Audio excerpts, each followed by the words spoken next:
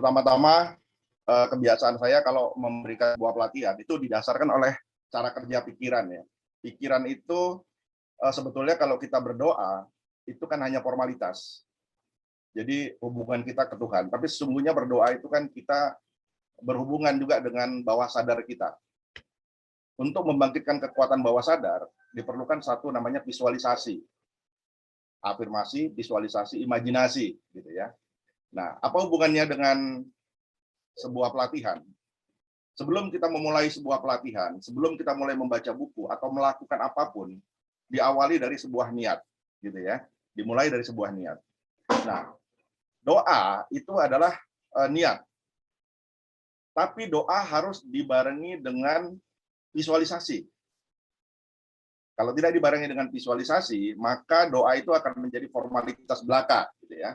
Nah, jadi yang harus kita lakukan sekarang, coba mari kita sama-sama membaca doa yang ada di sini menurut kepercayaan kita masing-masing, dan kita bayangkan apa yang saya sampaikan hari ini sebagai sebuah cahaya yang akan menerangi pikiran kita, dan apapun yang saya sampaikan akan masuk di dalam bawah sadar kita.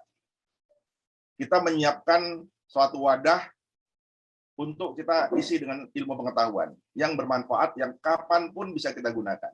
Mari sama-sama kita baca. Ya Tuhan kami yang maha mengetahui, semoga pelajaran hari ini dapat meningkatkan kecerdasan saya puluhan kali lipat dan memberikan manfaat yang sebesar-besarnya pada diri saya. Nah, bayangkan saja apa yang disampaikan hari ini akan meningkatkan kecerdasan kita puluhan kali lipat dan memberikan manfaat yang sebesar-besarnya. Nah, tadi sudah diperkenalkan oleh moderator tentang saya. Saya adalah saat ini direktur di PT Alpha Theta Quantum Indonesia.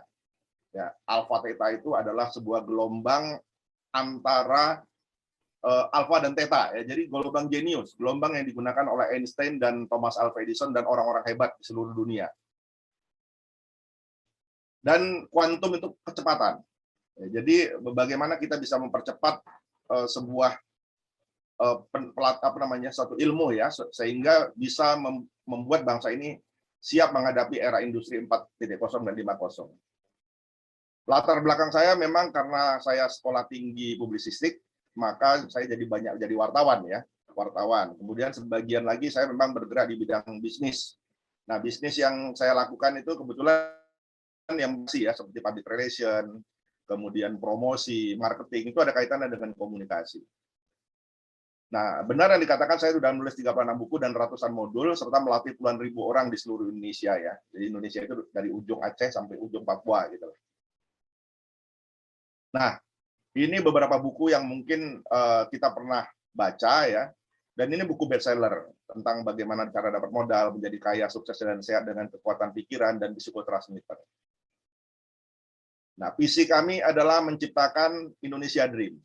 Terciptanya masyarakat yang cerdas. Ya, cerdas itu ya kreatif, pintar, tanggap, bijaksana gitu ya. Nah, kemudian menciptakan masyarakat yang mandiri. Mandiri itu artinya ya kita tidak tergantung pada siapapun ya, termasuk pada negara lain. Kemudian sejahtera. Sejahtera adalah cukup sandang, pangan, dan papan. Ya, jadi bukan kaya tapi cukup lah gitu.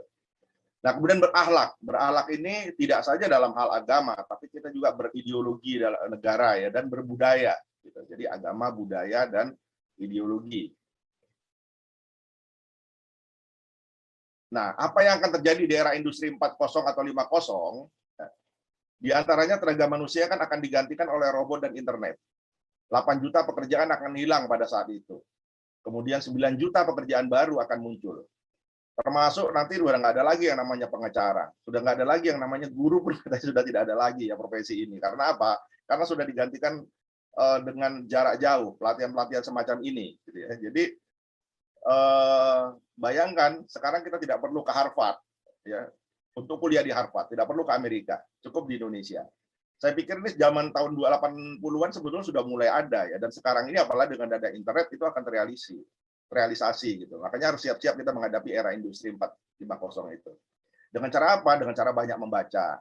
Ya. Kemarin kita sudah belajar tentang baca cepat. Kemudian Walaupun kemarin itu baru ujungnya saja ya. Kemudian ikut seminar seperti ini, diskusi, workshop, Zoom ya. Kemudian memaksimalkan penggunaan gawai. Jadi HP ya. Bagaimana HP ini kita gunakan untuk belajar. Jangan lagi kita gunakan untuk hal-hal yang tidak bermanfaat seperti main TikTok ya. Kemudian kalau YouTube pun banyak sekali di sana yang hoax ya, banyak fitnah, ujaran kebencian dan lain-lain, bahkan penyesatan.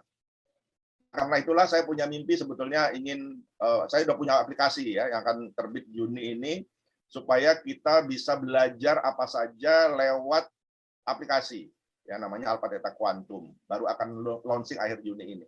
Di situ nanti kita belajar apa aja, termasuk mind mapping ini bisa dipelajari. Baca cepat bisa ya dengan harga yang sangat-sangat murah. Karena apa? Karena memang kami punya misi Indonesia Dream. Nah, kami sejak 2007 kami sudah berupaya mengubah mindset bangsa dengan banyak belajar. Nah, ini adalah kami sudah memberikan pelatihan di beberapa banyak ya di kota-kota Indonesia, dan ini adalah beberapa modul-modul saya yang sudah saya ciptakan ya, karena saya nggak bisa mengajarkan kepada seluruh bangsa kita, paling 4 ya dalam 10 tahun ini kami mengajarkan. Padahal ada ratusan yang harus diajarkan. Karena itulah saya buat aplikasi supaya setiap orang bisa belajar dimanapun dan kapanpun. Nanti Bapak dan adik-adik semua ya, rekan-rekan, kemudian para guru bisa belajar ya lewat aplikasi-aplikasi semacam ini. Termasuk bukan belajar biologi, kimia bukan, tapi bagaimana cara belajar matematika yang menyenangkan. Bagaimana menghitung cepat, bagaimana mempelajari mind mapping. Ini kan tidak ada dalam kurikulum. Nah, di mana kita dapatkan? Tidak ada di YouTube juga ya. Kalau di YouTube itu karena gratisan banyak iklannya, kemudian juga setengah-setengah yang ngajar. Tapi kalau di kita enggak. Apalagi dengan Rp3.000 gitu. Ya, ini supaya kita tahu apa itu Alpha Theta. Oke, Alpha Theta sendiri. Nah, itu tadi mengenai Alpha Theta ya. Kemudian saya akan mengenalkan dulu tentang otak manusia. Kenapa kita harus belajar mind mapping? Bagaimana cara kerja otak kita? Ini adalah 3 atau 6 ya. 6 hal yang kami ajarkan di Introduction to Mind Power atau Introduction to Brain Power atau Wasana Wiyata. Jadi ada 3 pelajaran yang membahas tentang otak manusia. Nah, setiap pelajaran yang kami ajarkan di Alpha Theta, ilmu-ilmu terapan seperti mind mapping, itu ada dasarnya, ada landasan berpikirnya. Yang mana kalau dari 6 ini, belajar mind mapping adalah kita belajar yang tengah ini, ya, otak kiri dan otak kanan. Kita abaikan dulu yang lain, ya. Otak kiri dan otak kanan. Ini yang kita pakai. Nah, ini adalah cara kerja otak kanan dan otak kiri. Di sini disebutkan bahwa otak kanan bekerja berdasarkan gambar ya. Jadi kalau ada gambarnya dia senang ya. Gambar di sini mana gambar? Ada musiknya. Ya, dia senang kalau ada musiknya itu langsung diakses otak kanan ya. Kalau warna langsung diakses otak kanan.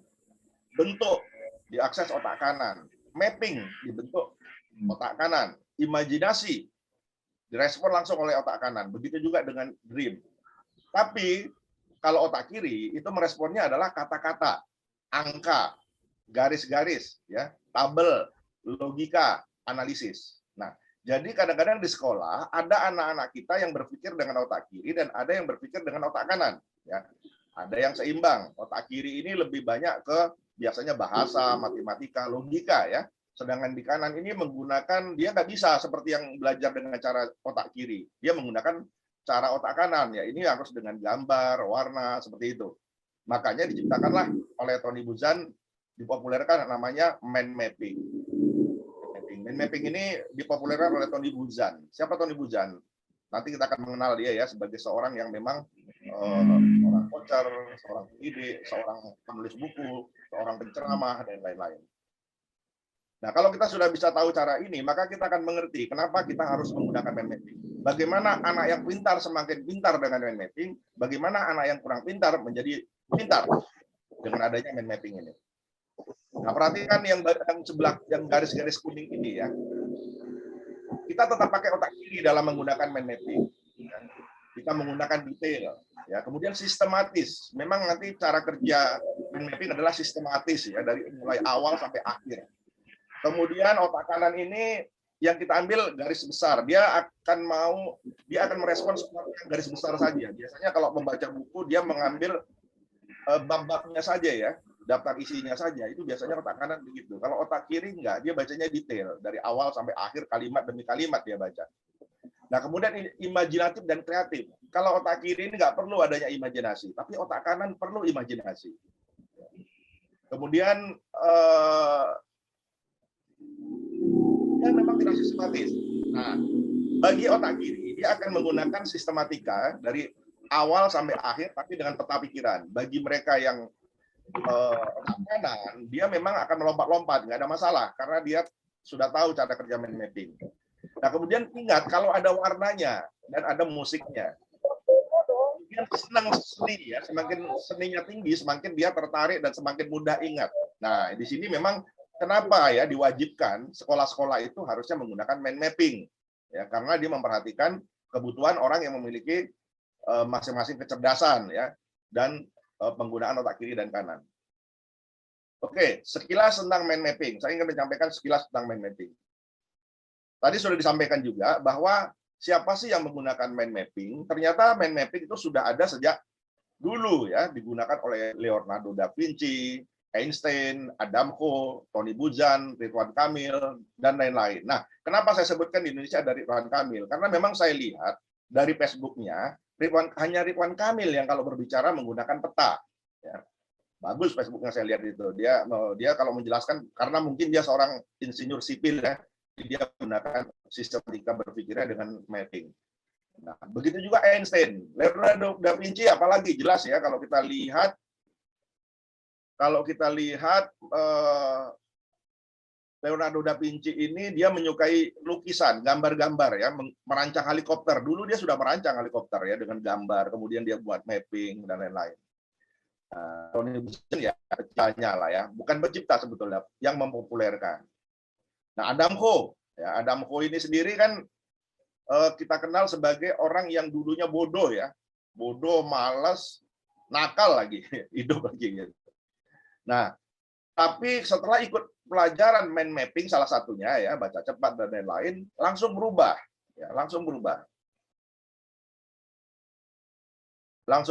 dan kemudian dia malah ini menjadi orang paling kaya, salah satu orang terkaya di dunia. Nah, ini dia Adamko ya, bagi yang belum kenal mungkin di antara kalian ada yang sudah pernah mengenal Adamko ya. Nah, Adamko ini dengan belajar mind mapping ya kata dia, jadi mudah dan menyenangkan karena kita belajar dengan otak kanan. Nah, tidak belajar dengan otak kiri yang sebetulnya otak kiri itu ibaratnya kalau corong ya, corong bagian kecil itu dibalik. Nah, dari situlah sekolah mengisi ilmunya. Nah, tentunya lambat dan sulit ya. Tapi menggunakan otak kanan sama dengan membalik corong yang bagian besar yang di atas. Nah, ini yang diisi air. Jadi lebih mudah. Nah, pembelajaran di sekolah formal umumnya menggunakan otak kiri, sedangkan seharusnya sudah mulai menggunakan otak kanan. Nah, kita bisa melihat gambar ini. Ya, kita bisa melihat gambar ini. Sepertinya belum berubah di sana ya, kalau saya lihat di layar saya belum berubah, tapi di sini sudah berubah. Oke, ini adalah gambar mapping ya, yang sebelah kanan. Yang kiri disebut dengan catatan linear. Coba kita perhatikan, mana yang lebih menarik, yang kiri apa yang kanan? Yang kanan ya. Nah, yang sebelah kiri, ya catatan linear itu menggunakan otak kiri dan terlihat membosankan. Ya kadang-kadang kita mungkin nggak datang ke sekolah, meminjam catatan orang teman kita, nggak dibaca juga karena membosankan. Ya. Kemudian bikin malas orang. Makanya kalau anak-anak mungkin ya di sekolah mereka boring, malas, bosan gitu ya, itu karena penggunaan tadi catatan linear. Nah kemudian yang keempat menggunakan otak kanan. Kalau yang sebelah kanan ya. Kemudian yang kelima fun, menyenangkan ya, menyenangkan. Kemudian bikin rajin belajar. Lalu kalau kita tahu ya yang sebelah kanan lebih menarik, yang lebih menyenangkan, yang membuat kita rajin belajar. Kenapa masih pakai otak ya? Pakai tulisan yang sebelah kiri gitu ya. Mengapa mencatat masih yang sebelah kiri? Ini kan artinya kita sudah tahu itu sulit dicerna oleh otak kita, tapi tetap saja kita gunakan. Karena apa? Karena kita tidak tahu adanya ilmu mind mapping. Nah, ini contohnya ya.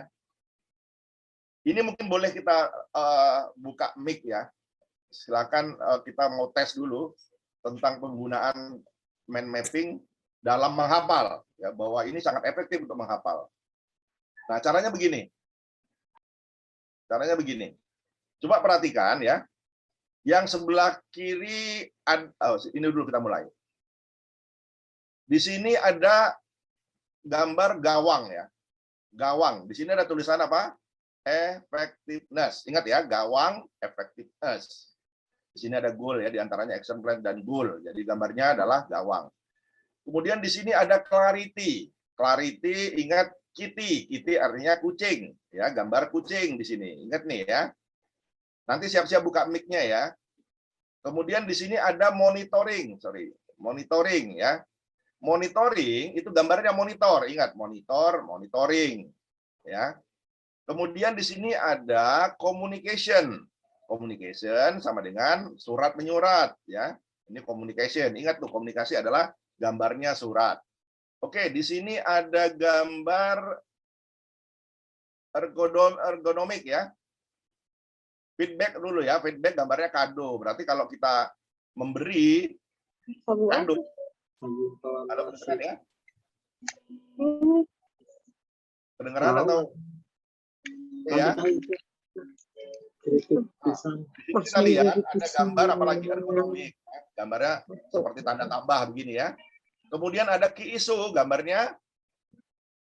Ayo sama-sama. Key issue gambarnya Kunci. Kemudian smart gambarnya apa? Dasi. Dasi. Kemudian ada gambar ini ada big picture ya. Jadi ada gambar besar ya. Ingat ya, gambarnya big. Kemudian ada who, where, one, 5W 1H ya, tanda tanya semua. Oke, kemudian kue ulang tahun, choice, berarti kita milih yang mana yang ditiup gitu ya. Oke, ini aja dulu. Nah, sekarang saya mau tanya. Masih ingat tadi gambar-gambarnya apa saja gambarnya? Kado. Ya. Kado. Kunci. Dasi. Dasi. Kue ulang tahun. Kue ulang tahun. Sekarang saya tanya. Gawang. Saya tanya ya, Sarah Acak. Kue ulang tahun tulisannya apa? Choice. Decision. Ya. Choice. Gambar gawang apa? Effectiveness. Yes, effectiveness. Gambar dasi apa? Smart. Oke. Gambar apa lagi yang diingat? Kucing apa? Clarity. Head. Yes. Clarity. Clarity. Kunci? Kunci? Clarity. Clarity. Kan, kunci K, kan kunci K bahasa Inggrisnya. K, isu. Ya, Kayak K, isu. Oke, gambar monitor apa? Monitoring. Yes, monitoring. Nah, coba perhatikan, lebih cepat kan kalian ngapal kan daripada suruh hafal mati. 1, clarity, 2, effectiveness, 3, lama ya. Dan nggak ada keluar gambarnya. Tapi dengan mapping jadi lebih cepat. Itulah keuntungan mapping. Salah satunya adalah untuk menghafal. Paham ya sekarang ya? Jadi, nah sekarang kita lihat di buku di kurikulum 2013, pemerintah mengatakan sudah menggunakan mind mapping. Seperti ini contohnya. Ini bukan mind mapping, ya. Ini namanya peta konsep. Peta konsep itu beda dengan mind mapping. Coba perhatikan, mana lebih bagus, mind mapping apa peta konsep? Peta konsep. Lebih bagus peta konsep? Mind mapping. Mind mapping. Peta konsep kayak gini mana enak dilihat ya. Kaku, Iya. ada warnanya. Kaku, ya. Ya, inilah yang digunakan di buku-buku kita. Ya, belum ada mind mapping saya lihat di buku-buku kita. Nggak tahu ya kalau di buku kalian sudah ada. Tapi pemerintah mengklaim ini sudah menggunakan mind mapping. Saya lihat tidak ada. Ya. Kita belum menerapkan mind mapping. Nah, perhatikan buku ini. Ini buku anak saya waktu SD. Ya, kita lihat bahwa ini menunjukkan. Ya, sebetulnya memang kita belum menggunakan kurikulum kita belum menggunakan 2000 kurikulum kita belum menggunakan mind mapping. Ini buktinya, ya. Kalaulah yang menulis buku ini, yang menyusun buku ini mengerti mind mapping, maka dia tidak akan begini menyusun buku itu. Dia tidak akan membuat kalimat panjang seperti ini ya, judul itu panjang-panjang sehingga sulit dimappingkan. Jangankan yang SMA, saya pun sulit memappingkan itu, ya. Sulit saya mencari kata intinya ini apa sih gitu ya. Jangan-jangan yang nulis buku ini juga nggak ngerti gitu ya. Bagaimana mau membuat ininya. Apalagi anak SD diberikan bacaan seperti ini, mereka nggak bisa mappingkan. Memang konsepnya tidak menggunakan mind mapping. Padahal betapa cepatnya kita menghafal buku ini, andai kata ya di dalam buku ini diawali dengan sebuah mapping. Misalnya pahlawan dari Sumatera, ya Jawa, cabang kedua, cabang ketiganya dari misalnya Bali misalnya. Terus cabang ketiganya dari Kalimantan, pulau-pulau besarnya ya, dari Papua termasuk. Nah, kemudian di cabang yang namanya Sumatera kita bagi, Sumatera Barat, Sumatera Utara, Sumatera Selatan, Jambi. Nah, di Sumatera kita pecah lagi, yang dari Batak ya, yang dari Delhi, yang dari mana, pecah lagi gitu. Nah, akhirnya kita ketemu. Begitu kita ditanya siapa pahlawan dari Maluku, langsung keluar gambarnya. Yang Maluku gambarnya ada cabangnya, oh rupanya Patimura. Nah, anak-anak sekarang ditanya, kok Imam Bonjol dari mana? Nggak tahu. Kemudian ditanya lagi, si Amar aja dari mana? Nggak tahu. Karena apa? Nggak ada mappingnya di kepalanya. Ya. Bedanya ya. Seandainya saya dulu bahasa Inggrisnya paling jelek ya di SD, di SMP, SMA. Karena apa? Karena gurunya tidak pernah bikin mind mapping dan pada saat itu belum ada mappingnya. Sehingga saya kesulitan untuk menghafal bahasa Inggris.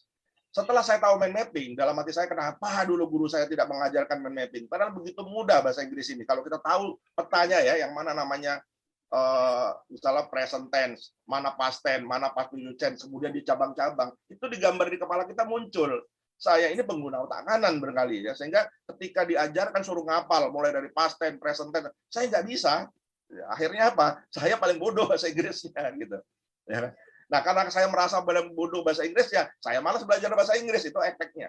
Akibat saya malas bahasa Inggris, saya selalu mengatakan dalam diri saya, saya nggak berbakat belajar bahasa Inggris. Akhirnya saya nggak bisa bahasa Inggris, nggak lancar bahasa Inggris saya. Gitu. Kalau saya disuruh ke Amerika gitu, nggak ada pemandunya, repot juga ya gitu.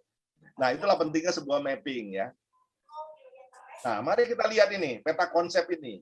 Ya, sangat beda sekali dengan mind mapping. Memang benar dia sudah diberikan gambaran seperti ini, tapi otak kiri kita yang menangkap, bukan otak kanan kita yang menangkapnya. Ya. Oke. Nah, mengapa pakai mind mapping? Sudah jelas ya tadi ya, mudah diingat dan mudah dimengerti. Ya, kemudian yang kedua, ringkas, mudah ditangkap mata. Ya, indah dan menarik. Yang keempat, fun, asik. Nah, ini ya, jadi kita lihat sangat mengasih belajar mapping. Saya sendiri ya, dalam hidup saya menggunakan mind mapping. Ya, apapun itu, membaca, menulis, perencanaan, solusi dan lain. Nah, itulah sebabnya mengapa mind mapping ini jadi pelajaran wajib di Thailand dan di Singapura. Ya. Apa efeknya? Efeknya luar biasa sekali, yang melesat sekali.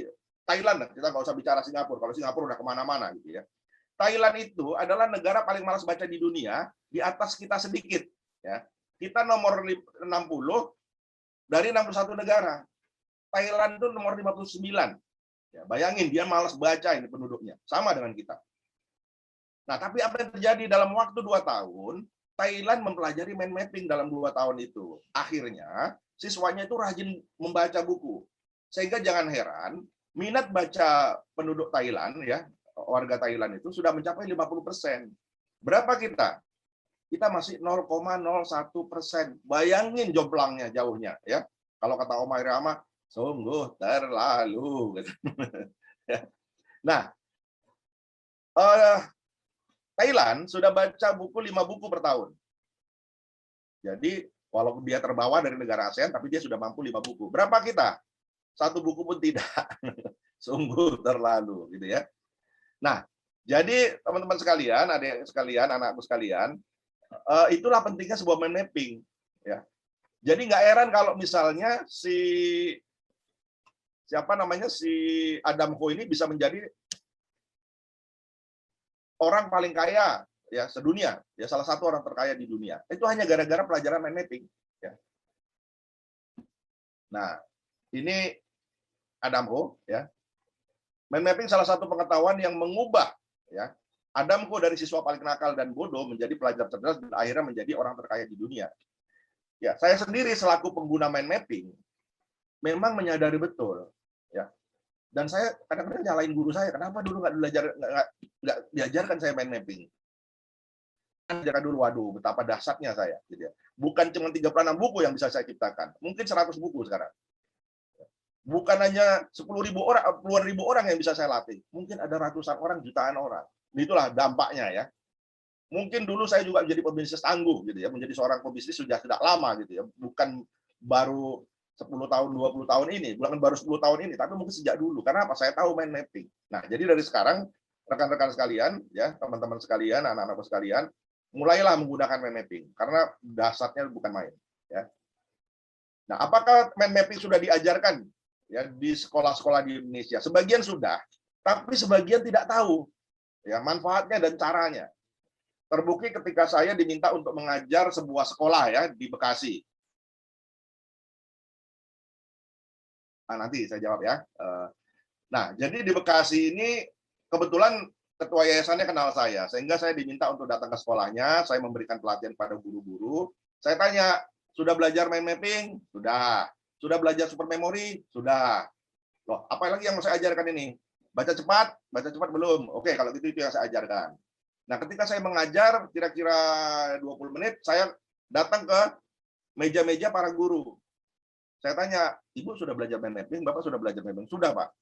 Tapi kenapa Bapak mencatat tidak dengan mind mapping? Itu ya. Berarti Bapak belum belajar.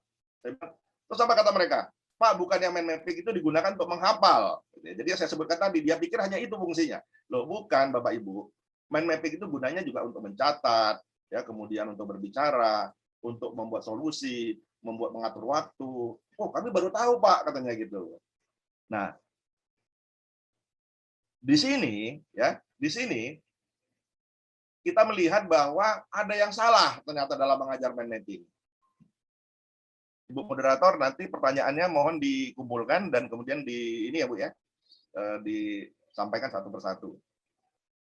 Kemudian, nah, di sinilah makanya saya pikir kenapa mind mapping sudah lama diperkenalkan. Memang pada saat tahun sekitar 2010-an ya, saya tanya kepada ratusan guru waktu itu, kalau nggak salah ada 200 guru ya di Jogja.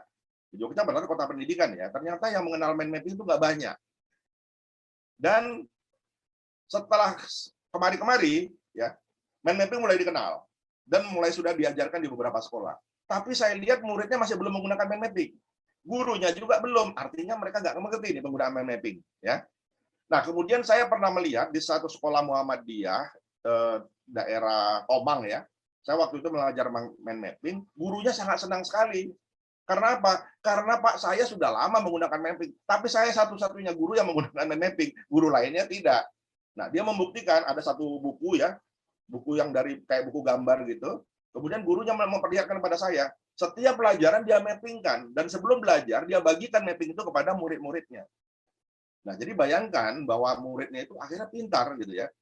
Nah, kenapa saya masih dipanggil? Karena menurut dia banyak guru-guru yang nggak paham, Pak. Murid-murid yang nggak paham, mungkin melalui Bapak bisa dijelaskan ya kenapa saya menggunakan mind mapping yang lainnya tidak. Itu ceritanya ya.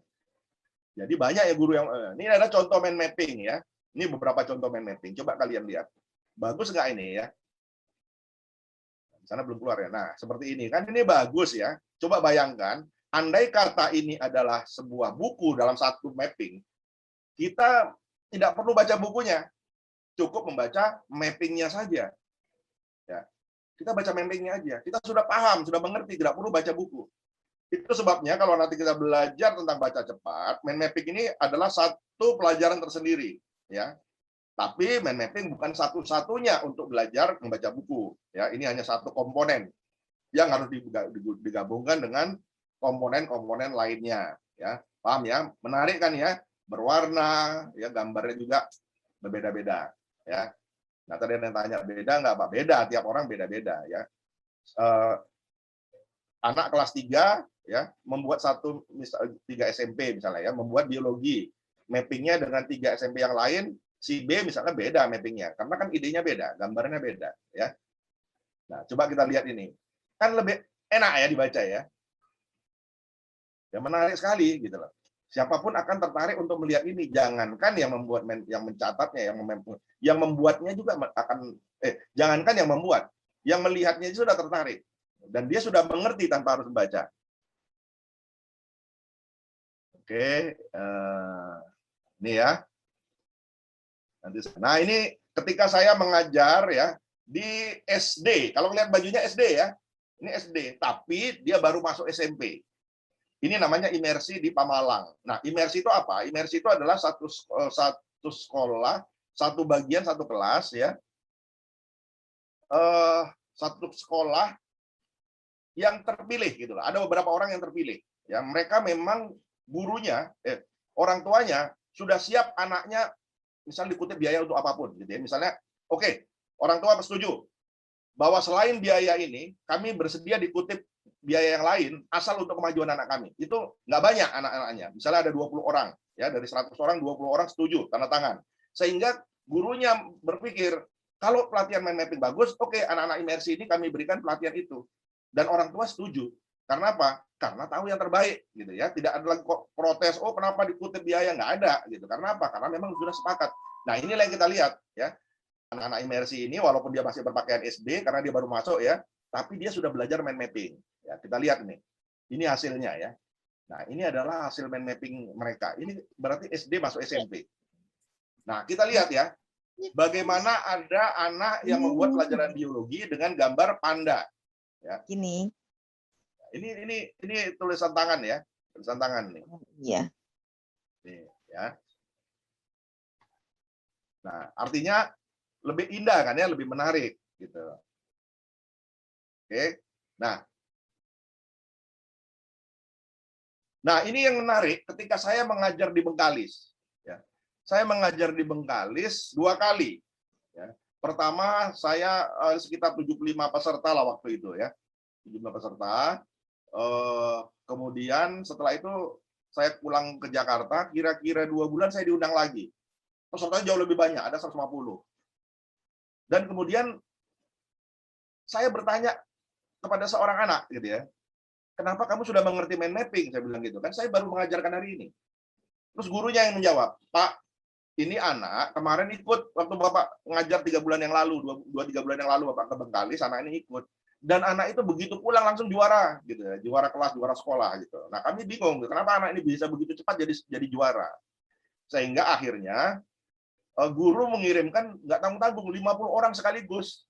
Padahal jarak dari daerah mereka Bengkalis yaitu harus ditempuh dalam waktu 3-4 jam gitu ya, dan itu nggak ada kendaraan umum gitu. Itu ceritanya di Bengkalis Riau itu. Ya, saya masih ingat namanya Silvi. Sampai sekarang dia walaupun sudah berapa tahun yang lalu ya, ada sekitar 8 tahun yang lalu, di Facebook itu dia selalu ingat apa yang saya ajar gitu. Dan dia selalu kasih, Pak ini mapping saya dan saya sekarang sudah ini sudah itu, saya udah kuliah segala macam lah gitu ya. Nah, oke, sebelumnya silakan yang mau bertanya. Nanti kita baru jelaskan bagaimana kita mempraktekkan mind mapping ini. Silakan. Tadi ada yang bertanya ya, apakah kita perlu belajar mind mapping sejak usia dini? Jawabannya iya. Kalau perlu sejak PAUD, ya, sejak TK. Ya, sejak TK itu sudah diajarkan mind mapping. Jadi kalau misalnya SD, SMP sudah terlambat sebetulnya. SD oke, bisa mulai ya. Semua pelajaran dimappingkan. Nah, seorang anak SD apa Pak yang mau diajarkan? Seorang anak TK. TK bisa membuat tentang mind mapping minimal dirinya sendiri. Ya, misalnya dibuat mapping, ini adalah saya, namanya Ani. Ya, Ani cabang satunya adalah lahir. Ya, lahir. Nah, lahirnya di mana? Misalnya di Medan atau di Aceh. Kemudian siapa nama orang tuanya buat cabang keduanya, siapa nama saudaranya, itu kan sudah jadi mapping ya. Kemudian berikutnya misalnya dibuat bagaimana caranya menjaga supaya tidak tertular COVID, dia sudah bisa bikin 1 jaga jarak, 2 nah udah bisa, anak TK juga bisa gitu ya. Nah, jangan kita berpikir SMP baru diajarin, enggak ya. Terus apa lagi pertanyaannya, moderator? Apa saya buka dari sini? Mau sekarang aja Pak atau nanti? Kami lagi Boleh terus. sekarang dulu. Boleh sekarang dulu. Sekarang dulu aja. Nanti kita buat biar kita masuk bab 2. Maaf ya Pak, ini share screen-nya saya matiin dulu.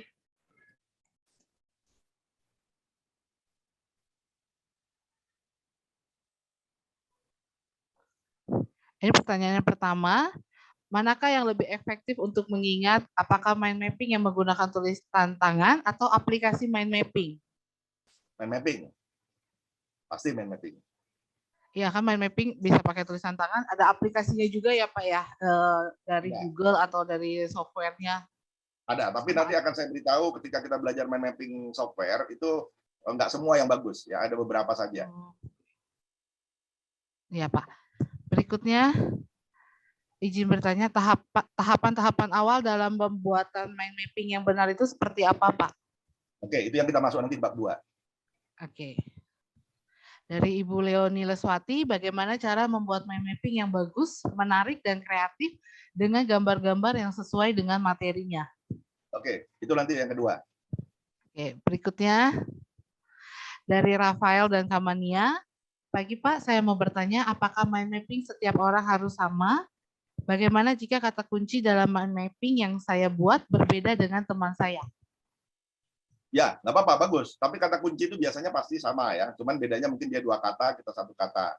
Karena kata kunci itu kan sebetulnya meringkaskan satu kalimat dalam 1 kata, ya, atau 2 kata paling maksimal. Jadi kalau kata kunci sama, tapi gambar pasti beda, warna pasti beda, ya.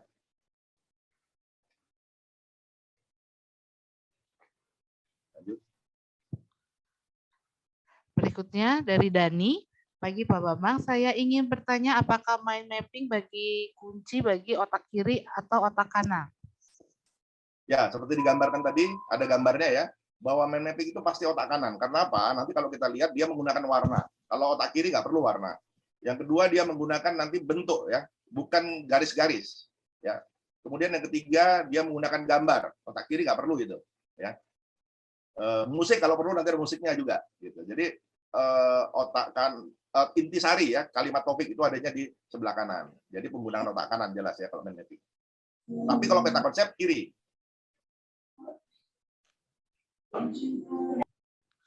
Berikutnya dari Miss Lala TK, pagi Pak, apakah mind mapping efektif digunakan di kelas TK jika anak belum lancar membaca? Ya, tadi saya sampaikan bahwa bisa ya, panjang anak itu bisa gambar, ya, kalau nggak bisa baca, gambar aja ya. Mind mapping itu sebetulnya kalau makin banyak gambar makin bagus. Nanti kita lihat di dalam prakteknya bahwa sebagian anak itu sudah mulai membahasakan tulisan itu dengan gambar. Ya. Bagus justru kalau dia bisa gambar, karena dia memancing imajinasinya ya. Ya. Berikutnya dari Bu Titin, izin bertanya Pak, pada anak usia berapa atau anak kelas berapa kita bisa memberikan mind mapping? Ya, itu tadi saya bilang, TK pun bisa. Berikutnya, ini hampir sama ya pertanyaan dari Indra, apakah perlu mengajar mind mapping sejak dini? Berikutnya lagi dari Keiko, ini dari Bu Indra Sari ya tadi ya. Saya dan murid sudah menerapkan mind mapping di sekolah. Kesulitannya terkadang menemukan kata kunci lewat gambar.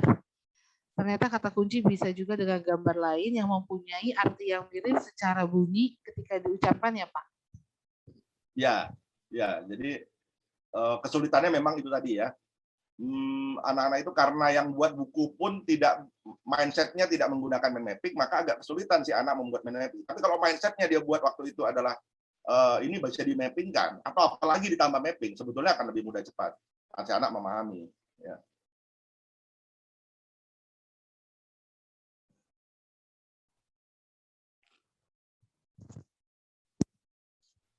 Ini kalau dari kolom chat, saya baca dari Felicia, apa yang membuat mind mapping begitu hebat sehingga dapat dipakai dengan mudah meringkas dan merumuskan mata pelajaran sekolah atau mata kuliah? Ya, saya sendiri kan pengguna mind mapping ya. Dalam hidup saya menggunakan mind mapping. Hampir semua di komputer saya itu mapping. Saya mau buat suatu perencanaan pakai mapping. Karena mapping itu bisa dipindah-pindahkan. Misalnya dalam hal pemasaran ya, misalnya customer service, customer service nggak cocok, saya pindahkan ke kanan, gitu ya. Oh ini nggak cocok di sini, pindahkan ke kiri, sehingga kita mendapatkan suatu gambaran yang utuh. Gitu. Begitu juga ketika kita baca buku, ya baca buku satu, Oke, berhasil membuat satu mapping. Kemudian baca buku kedua, nggak perlu membuat mapping ulang. Tambahkan aja di cabangnya.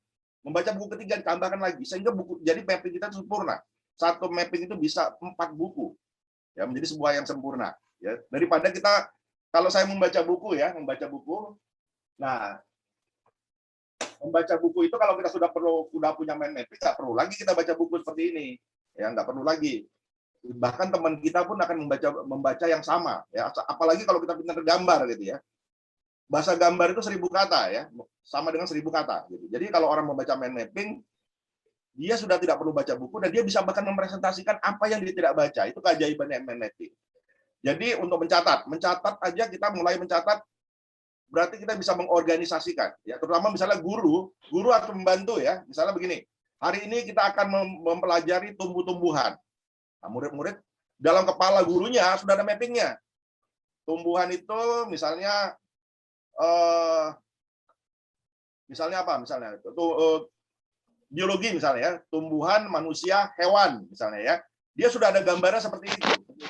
Tumbuhan dibagi, ya. Kemudian hewan dia bagi, manusia dia bagi.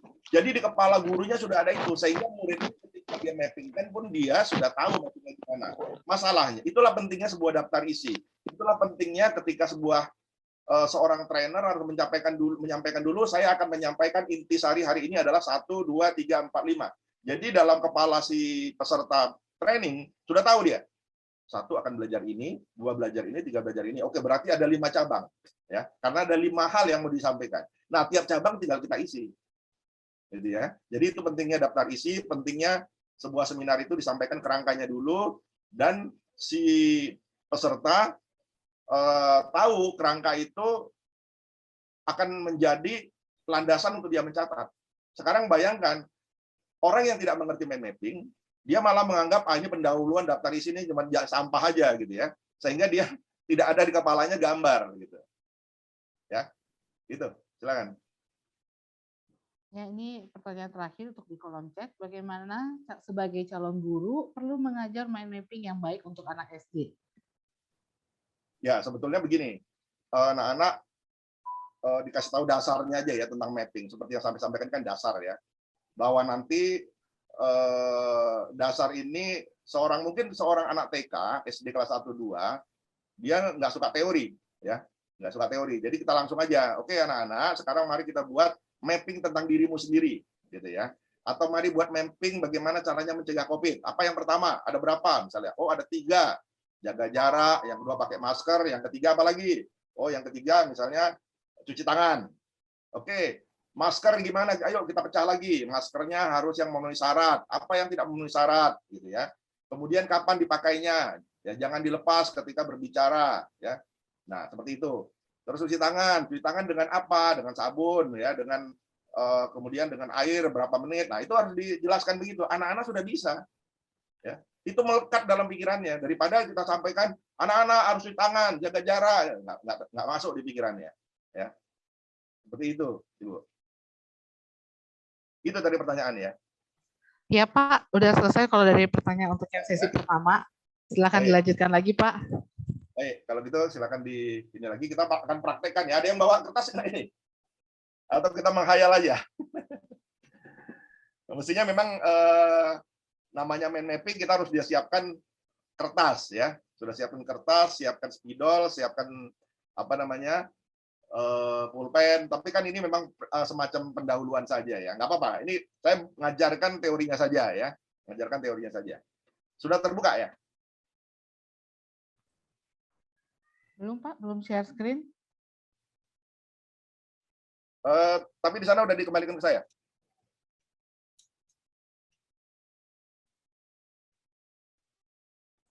Sudah Pak. Sudah ya? Sudah. Oke. Nah, saya sampaikan dulu kepada Bapak Ibu, ini ada semacam poster ya. Saya kebetulan sedang diajak oleh seorang dokter ya.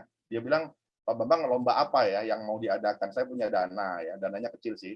Tapi saya mau mengadakan satu yang bermanfaat untuk bangsa ini. Nah, saya terpikir membuat lomba mind mapping tingkat nasional. Nah, siap-siap ini anak-anak Bapak Ibu ikut ya untuk ini ada disediakan uang sama dia 5 juta itu untuk 5 pemenang ya, bukan 6 pemenang. Nanti ada mind mapping ini. Ya. Ini juga ternyata bukan HKTI yang ada. Itu pribadi orang ini. Pak, saya mau menyumbang untuk mengadakan pelatihan apa gitu ya. Saya ada uang 5 juta. Ya sudah, kita buat bagaimana kita membuat lomba mind mapping. Ya. Nanti Bapak Ibu, anak-anak disertakan ini. Ayo kita kompetisi. Saya berharap ya mind mapping ini akan menjadi budaya ya. Mind mapping ini harus jadi budaya di Indonesia ini. Harus seperti Singapura dan Thailand ya. Dia harus wajib ya. Jadi sama dengan sekolah mewajibkan misalnya hari Senin harus menggunakan bahasa Inggris misalnya. Nah, ini juga begitu. Semua catatan wajib, guru-guru wajib. Nah, bisa dilihat mana sekolah yang menggunakan mind mapping atau tidak, itu bisa dilihat dari poster-poster yang menempel di dindingnya. Ya. Kalau yang ditempel itu masih berupa rumus-rumus, itu masih berarti ini belum pakai mind mapping. Tapi kalau dia sudah mulai mappingkan sejarah misalnya, itu dimappingkan, nah, itu menunjukkan bahwa sekolah itu sudah menggunakan mind mapping. Nah, prakteknya bagaimana? Ya. Nah, mind mapping adalah sebuah teknik meringkas atau menuangkan ide secara singkat, pendek ya, sistematis ya, berurut dan mudah dipahami dalam bentuk akar pohon ya, berupa tulisan, gambar atau simbol. Jadi ada tulisan, gambar atau simbol ya, ingat. Jadi kalau kita lihat di sini ada tulisan ya, sedikit ya, satu kata ya. Biasanya memang satu kata saja. Nah, bayangin ya, tadi ada 10 kata di pelajaran anak SD, bagaimana mungkin mereka membuatkan mapping? Pusing dia, jangankan dia, saya juga pusing. Bagaimana caranya gitu. Nah, kita lihat di sini ada gambar, ya, gambar.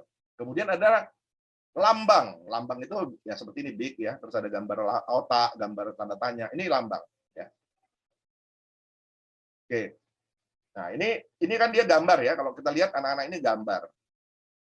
Ya, dia menggunakan warna ya. Menggunakan warna ini yang imersi pemalang. Coba kita lihat ya hasilnya. Dia menulis ASEAN ya, ASEAN dia gambarkan ini. Coba anak-anak ini lebih kreatif daripada apa yang kita bayangkan. Ya.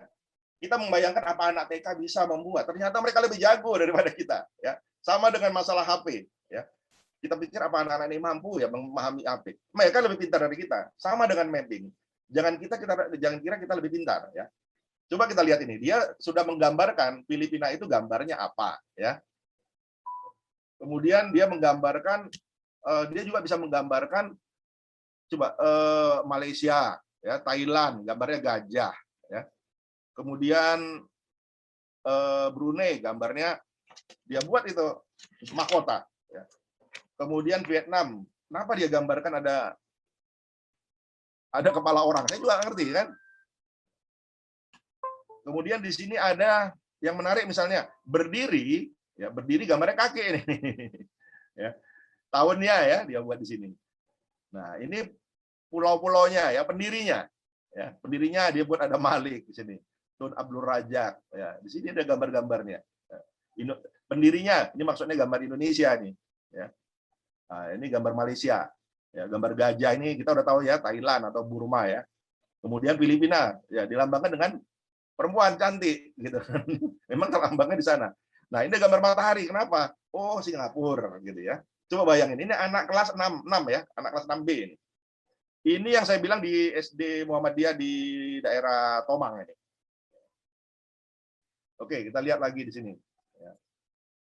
Nah, ini dia pelajaran apa ini? Pelajaran bahasa Indonesia ya.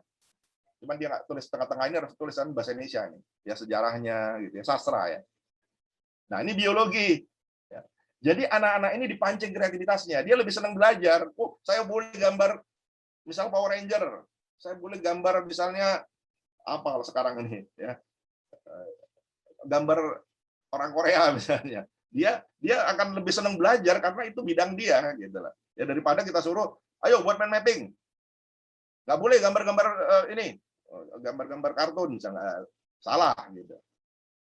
Nah ini ya, nah, ini jadi kalau dalam tim kita selalu membuat yang pintar gambar itu yang menjadi penggambarnya, ya. Sedangkan teman-temannya kalau dalam kelompok itu nanti yang akan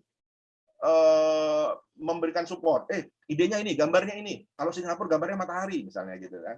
Itu gambarnya kepala singa. Gitu. Nah itu temannya, dia nggak bisa gambar temannya tapi punya ide. Yang gambar belum tentu punya ide. Nah, ini perlunya tim ya. Nah, kemudian mengapa brain mapping? ya. Oh tadi ini udah ya. Nah ini ya. Jadi brand mapping itu tidak hanya untuk ya, itu tidak hanya untuk brand mapping itu tadi tidak untuk mencatat saja, ya, tapi digunakan juga untuk menulis. Jadi saya itu kalau menulis buku selalu mapping dulu, ya. Membaca buku juga mapping dulu. Mencari solusi, apalagi mind mapping. Mengatur waktu, saya bagi jadi 7, ya. Senin, Selasa, Rabu, Kamis, jadi 7 cabang. Senin mau ngapain saja, Selasa mau ngapain, kalau perlu jam per jam, gitu. Ya. Oke, kemudian berpidato. Nah, kalau waktu pidato kita nggak perlu konsep, cukup gambarkan aja. Pidato itu ada ditaruh kepala kita, gambarnya aja kita keluarkan, ya. Baru kita baca satu-satu. Kemudian mendapatkan ide. Nah, gitu ya. Nah, tadi udah ya, membaca, menulis, menghafal, meringkas, mengkaji ulang, mencatat, bedah buku, bedah artikel, presentasi, ya, kemudian mengelola waktu, pidato, ya, memecahkan masalah, semuanya menggunakan mind mapping. Apapun aktivitas kita dengan mind mapping. Mudah diingat tadi ya, mudah dimengerti, ringkas, indah, pun AC ya. Oke, sejarah mind mapping dulu ya, mungkin kita perlu tahu ya. Tadi udah ini, nah ini adalah orang-orang yang pengguna mind mapping ya. Saya ulang lagi. Nah, mari kita membaca mind mapping Tony Buzan ya. Tony Buzan. Jadi kalau kita membaca, kita kalau baca satu buku ini ya, kita nggak perlu baca satu buku, cukup dengan melihat, oh, Tony Buzan adalah seorang pengarang. Pengarang di sini kelihatan ya, walaupun saya nggak baca bukunya, saya bisa baca ini. Buku telah menerbitkan, bukunya telah diterbitkan di 95 negara. Ya. Telah diterjemahkan dalam 30 bahasa. Ini di 150 negara. Gitu ya. Nah, kemudian di sini kita bisa baca sama-sama ya, bahwa dia adalah seorang edukator. Pendidik untuk anak-anak dan dewasa. Ya. Dia di sini adalah sportsman, ya, olahragawan sebagai coach, ya, sebagai aikido, sebagai pemain catur, intelligence, kreatif, IQ-nya ini ya. Kemudian riset, dia melakukan riset terhadap brand. Kemudian Mensa editor, jadi majalah editor. Jadi saya bisa meraba-raba ini, ya, walaupun saya nggak baca bukunya dan saya nggak pernah bicara soal ini, tapi saya paham apa dimaksud di sini. Sebagian besar lah ya, 90%. Medianya, ya, dia berarti kira-kira ya, dia ini sudah berbicara di berbagai media, seperti misalnya di televisi, ya, koran, radio, ya. Di sini apa nih? Nah, dia ini di perpustakaan, ya, leading lecturer. Apa itu? Pemimpin perpustakaan atau gimana? Nah, dia penasehat untuk pemerintah dan bisnis, ya. Kemudian dia penemu speed reading, dia penemu mind map, dia adalah seorang brand trust charity, ya. Memori untuk Campion dan Word. Dia pembuat apa namanya software e-mind map.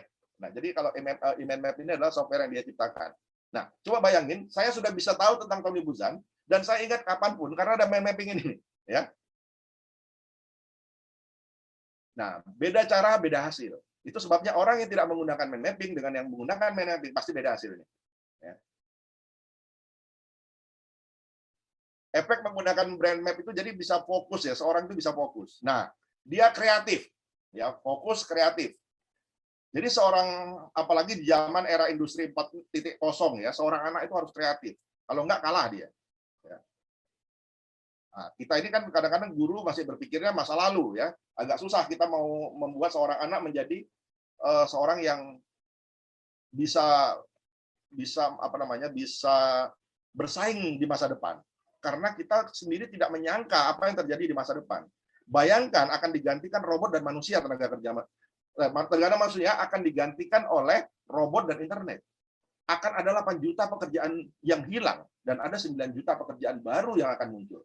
Sampai sekarang kita tidak bisa bayangkan pekerjaan apa yang hilang itu dan pekerjaan apa yang muncul. Tapi kita sudah mulai merasakan bahwa YouTuber adalah profesi yang sudah mulai diminati dan bisa membuat kita kaya.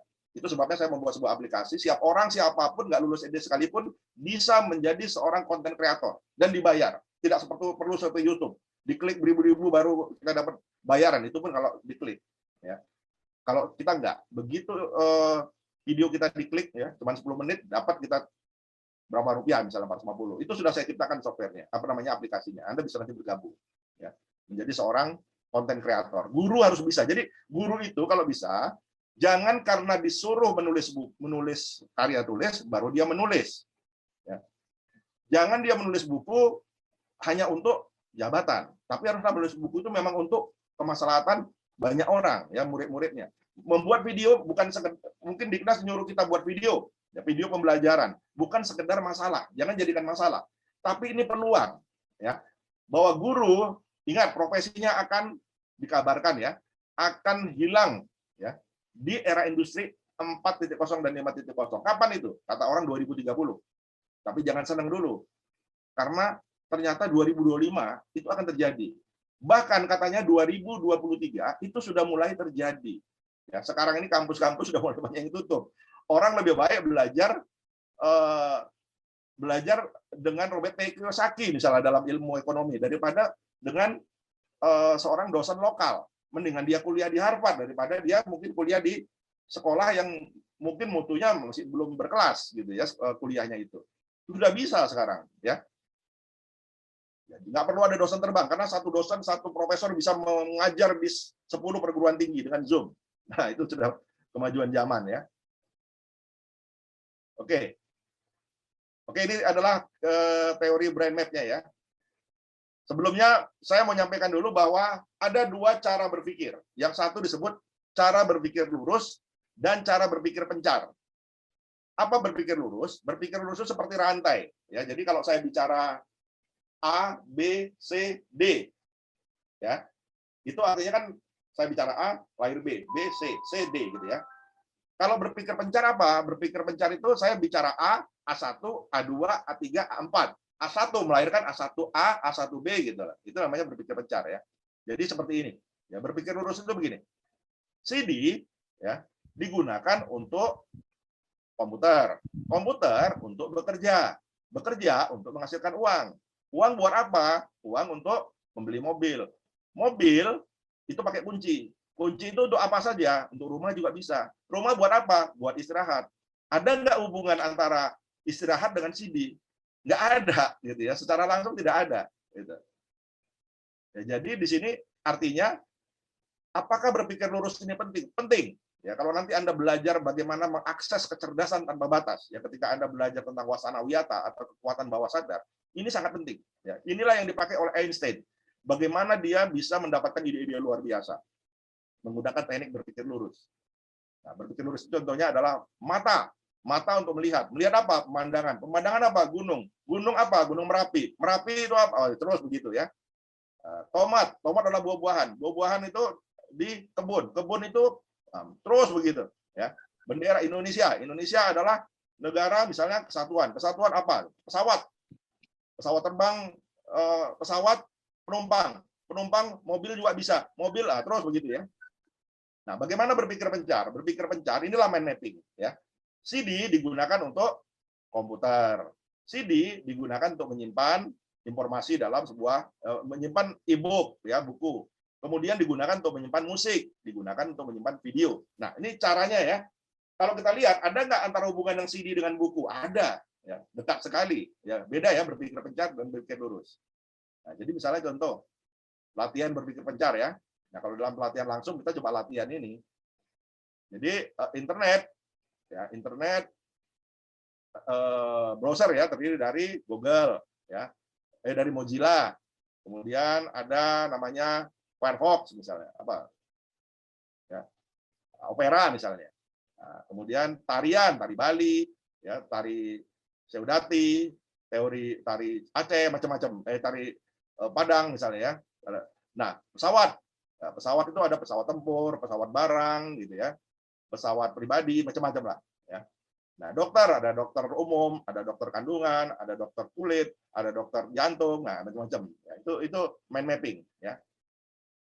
Nah, kalau kita sudah tahu, maka pertama membuat mind mapping itu harus kita siapkan pertama adalah spidol. Ya. Kemudian yang kita siapkan adalah kertas. Kemudian yang kita siapkan adalah penghapus, pulpen, ya. Itu yang harus minimal. Dan kemudian otaknya dipakai, ya, karena ini akan banyak sekali menggunakan kreativitas. Dan cara membuatnya dimulai dari searah dengan jarum jam. Ya, jadi dimulai dengan jam 1. Ya, contohnya begini. Nah, ini jam 1 ya, yang ini ya. Ini jam 3, ini jam 5. Nah, ini jam 1, jam 3, jam 5. Ini kira-kira jam 7, ini jam 10 ya. Nah, kalau misalnya ada cabangnya 12 ya berarti ikut jam 1, jam 2 sampai jam 12 gitu. Kalau cabangnya cuma 3 ya berarti kalau cabangnya 3 kita mulai selalu dari kanan ya. 1 misalnya 2, 3. Kalau 4 ya seperti ini, 5 seperti ini ya. 6 di sini, 7 di sini, 8 di sini gitu. Ya, caranya buat gitu. Nah, jadi bahan yang dibutuhkan apa tadi? Pertama adalah otak. Karena ini butuh imajinasi ya. Yang kedua ini butuh otak, imajinasi. Kemudian adalah buku ya, buku atau buku gambar atau kertas. Oh, sorry, buku objek. Artinya buku yang mau di-mappingkan itu apa? Kemudian baru kertas, dan kemudian pena minimal 4 warna. Karena kalau diperhatikan ini, warnanya beda-beda ya. Merah, ya, ada ungu, ada hitam ya. Oke, ya, jadi ini sudah kita jelaskan. Silakan nanti ditanya ya. Nah, apa saja unsur-unsur dalam peta pikiran atau mind mapping atau brain map, nah macam-macam namanya ya. Pertama adalah pusat dulu ya. Pusat itu di tengah-tengah seperti ini. Yang kedua cabang utama, ini cabang utama. Ya. Kemudian cabang lanjutan itu ranting. Kemudian kata kunci. Nah, tadi ada pertanyaan mengenai kata kunci ya. Kemudian ada gambar. Ya, kemudian ada warna. Ini dibutuhkan ya. Jadi ini syaratnya. Oke. Nah, kalau kita lihat ini ya pasti dia mulai bacanya dari mana? Dari sini bacanya nih. Ya, kemudian di sini, sini. Nah, kalau kita memakai software, ini seringkali software ini banyak sekali tidak menggunakan aturan ya. Ada yang dimulai dari sini, ada yang mulai dari sini. Nah, itu artinya makanya saya bilang nggak semua software bagus ya. Ada beberapa yang bagus yang saya rekomen gitu. Tapi itu mesti dipelajari juga caranya ya, karena ada softwarenya sendiri yang kita memang harus beli gitu. Ya, oke, sekarang kita latihan ya. Pertama adalah kita buat dulu pusatnya. Ya seperti ini pusat ya. Kemudian ini adalah topik utama. Ya, misalnya kita mau bicara soal gunung ya. Oke, gunung berarti gunung di Sumatera ya. Nah, kemudian gunakan gambar pada topik utama. Jadi gambarnya apa? Kalau gunung ya gambarnya gunung ya. Kalau misalnya kita mau bicara tentang Indonesia, gambarnya ya peta Indonesia atau merah putih. Kemudian warna ya, warna yang dipakai apa? Ya, warnanya beda-beda ya. Oke. Nah, misalnya begini, kita mau bicara soal bumi atau planet. Nah, maka kita gambarnya bulat, nggak mungkin segitiga. Ya, harus sesuaikan. Oh, kita mau bicara tentang elektronik, apa misalnya bicara soal apa? Ya, yang gambarnya harus kotak. Nah, gunung, ya kita harus bicara segitiga, nggak mungkin di sini bulat ya. Kita bicara gunung kok. Ya. Nah, oke, kita lihat ya. Ini disebut dengan kata kunci. Nih, ini yang satu-satu ini kata kunci nih. Ya. Nah, kata kunci ini satu. Bayangkan, Anda harus bisa membuat satu subjudul atau judul menjadi satu kata saja. Ini sebuah keahlian tersendiri ya. Kemudian kata kunci itu ada di pusat ya. Di pusat itu artinya bisa di tengah ya. Bisa juga di sini nih, yang entering ini. Ya. Ini juga kata kunci ini. Kata kunci di percabangan. Jadi maksudnya gini, kata kunci di pusat, di percabangan ini kata-kata kunci ya. Kata kunci ditulis di atas cabang. Jadi bukan di ujungnya ya, di sininya, ditulisnya di atasnya. Ya. Kemudian semakin keluar cabang semakin kecil. Ini perhatikan nih, semakin ke ujung semakin mengecil. Ya, kebanyakan saya juga bingung. Kadang-kadang jangankan siswa ya. Trainer saya aja saya ajarin dari 30 orang yang benar itu cuma 5. Ya. Kenapa? Ternyata dia buatnya kecil di sini, besar di sana. Saya bilang kamu nggak tahu teorinya ya. Udah diajari teorinya berkali-kali, hati-hati membuat mapping itu memang kayaknya mudah, tapi sulit sebetulnya, terutama di cabang ini. Akhirnya muridnya salah semua. Gitu. Mungkin juga gitu ya, kalau ada yang trainer ngajarkan salah, maka kesannya salah.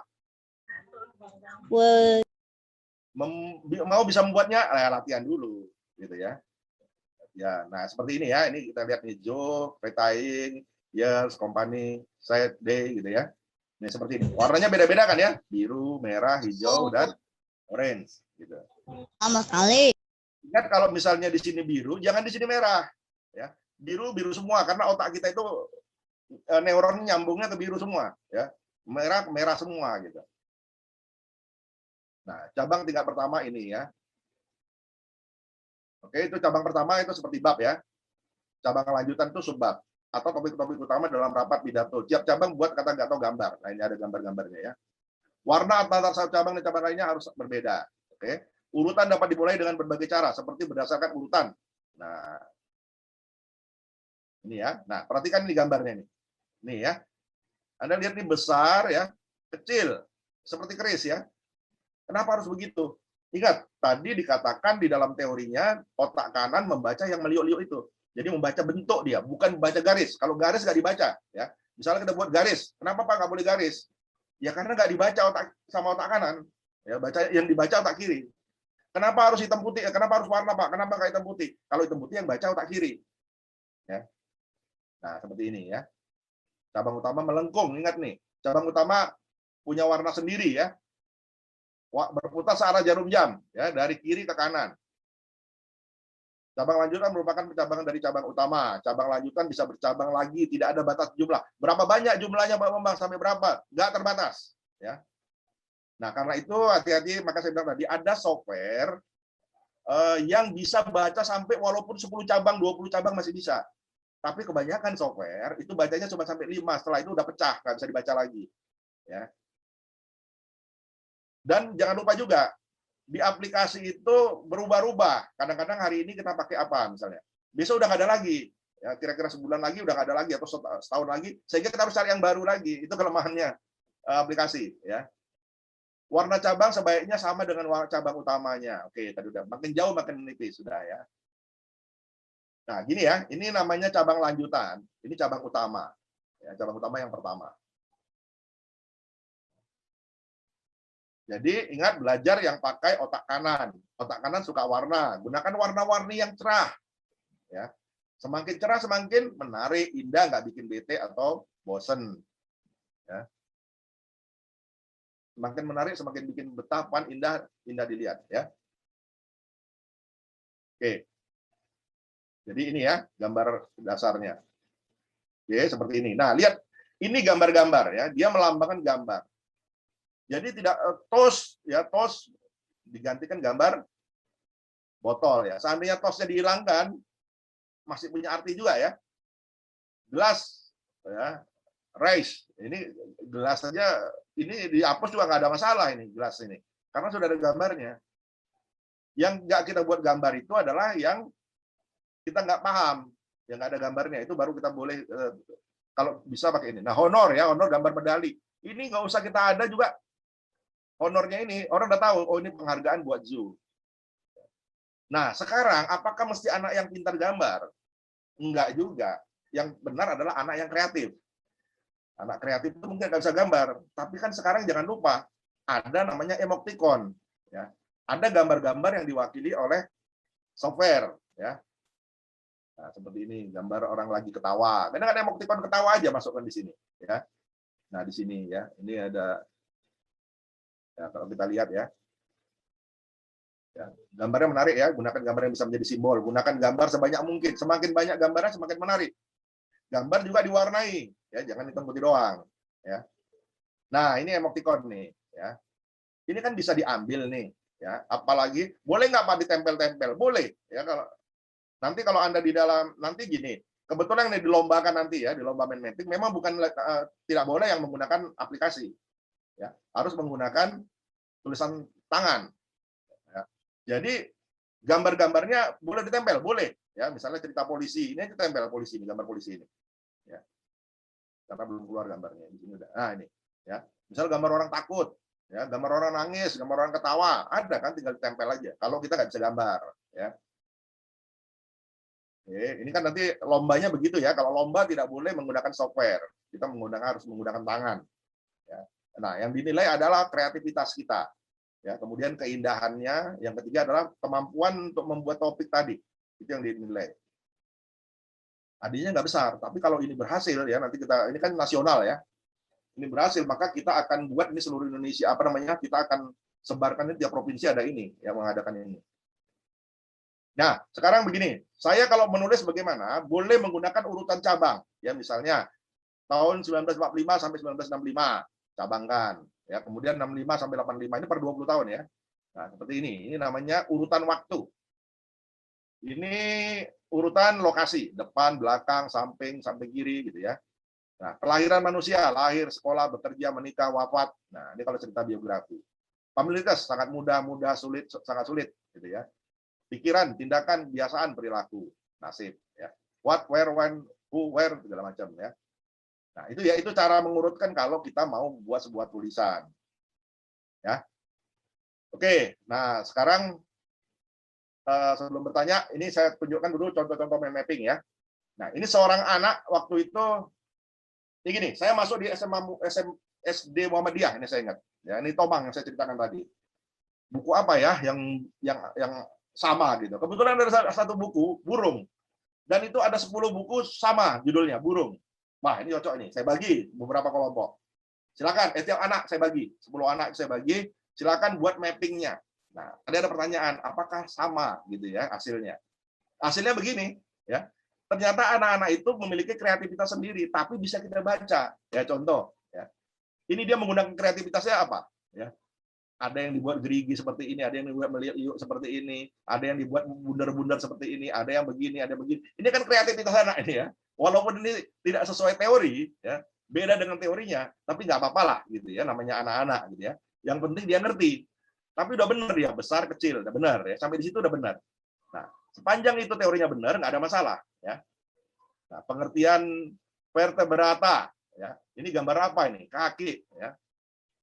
Mungkin guru biologi tahu ini. Bagian tubuh dan kepala, mata, paruh, ekor, ovivar. Nah, ini telur ya gitu ya. Nah, kemudian di sini ada nggak kebaca ini. Nah, ini sarangnya untuk apa? Untuk menyimpan telur untuk istirahat. Kemudian ini ada makanannya bentuk paruh, ya, paruh bergantung. Coba, ini dia saya kasih buku dan sama ragamnya, ya. Kemudian penyebarannya Asia, ya. Kemudian ada apa nih Amerika, gitu ya, Eropa. Ini adalah tulisan seorang anak SD dan dia sudah bisa buat satu kata, ya, satu kata, ya. Sini sama Bunda sini. Perhatikan ini dia membuat negara ASEAN. Mungkin kalau dengan tulisan dia lupa nih, tapi begitu dengan ini dia tahu ya warna-warnanya kreatif dia membuat. Dia tahu bendera Singapura kayak apa, bendera Kamboja saya aja nggak tahu. Terus benderanya Thailand itu seperti apa nggak tahu, dia tahu gitu loh, ya kan? Nah, artinya kan anak-anak ini lebih kreatif daripada kita dan ingatannya lebih bagus dari kita soal gini ya. Siapa bilang dia nggak lebih? Maka saya bilang tadi anak TK itu jangan-jangan lebih pintar dari kita ya. Mata uang dia gambarkan ya, dolar, ya, ringgit, Rp. Ya. Nah, gitu ya. Nanti ini oke, cara bacanya gini. Ini ada cara baca mind mapping yang paling sederhana. Ya. Hama adalah, nah ini adalah dia buat titik 2 ya. Jadi kalau ketemu titik 2 artinya adalah semua. Nah ini kan semua jenis hewan menimbulkan kerugian tanaman. Caranya dia buat begini. Semua jenis hewan karena satu garis. Ya, satu lengkuan, satu kata. Dia buat begini. Semua jenis hewan menimbulkan kerugian tanaman. Ya. Karena dia nggak bisa meringkas. Ya. Gimana meringkasnya ini? Ya, saya juga bingung gitu. Makanya dia buat begini. Misal, ya ini udah tahu kita ya, gambar tikus. Nggak perlu dibawa tikus.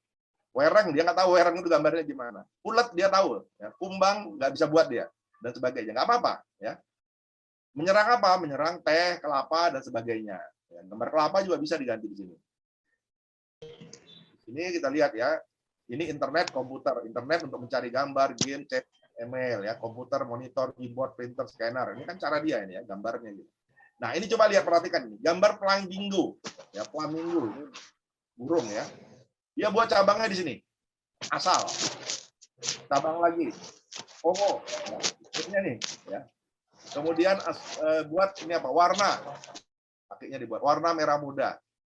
Kemudian muncul lagi di sini ya, muncul di sini. Ya. Nah, jadinya seperti ini. Senang berdiri, dia nggak perlu tulis kaki, satu kaki aja ya, satu kaki. Pandai berdansa, warna bulu merah muda. Ya, seandainya bisa gambar bulu dia. Ya. Nah, ini merah boleh tulis merah gitu kan? Nah, muda nggak bisa gambarnya gimana? Nah ini. 4 sehat 5 sempurna itu adalah makanan ya. Ini gambarnya ada dia buat. Ya. Ternyata 4 sehat 5 sempurna itu kita baru tahu juga bahwa itu O2 ya, bernapas. Kemudian kasih sayang itu ternyata 4 sehat 5 sempurna. dan pengetahuan ya yang bisa kita dapatkan dari perpustakaan sekolah dan lain-lain. Nah, ini yang saya bilang tadi, pahlawan itu Sumatera siapa? Ya. Nah, ini kalau bisa tambah lagi Sumatera Utara, Sumatera Barat, Sumatera Selatan, Jambi,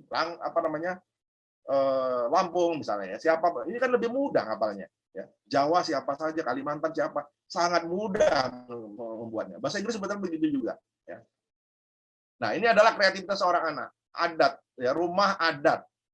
Sulawesi Tengah Tambi. Coba perhatikan ini.